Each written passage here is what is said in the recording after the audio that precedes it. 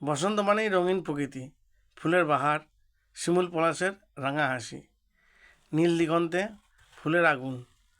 এমন মরশুমে বঙ্গবাসীর কাছে পিঠের গন্তব্যের তালিকায় থাকে পুরুলিয়া, বাঁকুড়া, ঝাড়গ্রাম, ঘাটশিলা।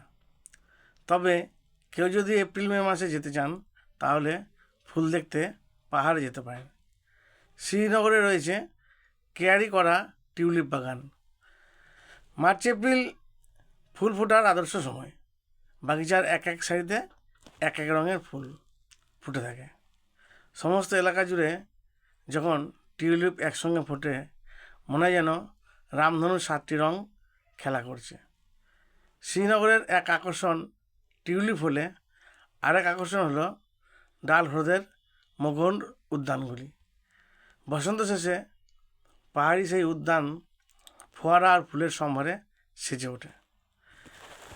মার্চ মাসের শেষ থেকে এপ্রিল এবং মে মাসের শুরু পর্যন্ত শালিমার বাগ, নিষাদবাগে ফুলের সৌন্দর্য উপভোগ্য। পাশাপাশি ডাল হ্রদ, চিনার গাছ, কাশ্মীরের নিজস্ব সৌন্দর্য তো রয়েছেই।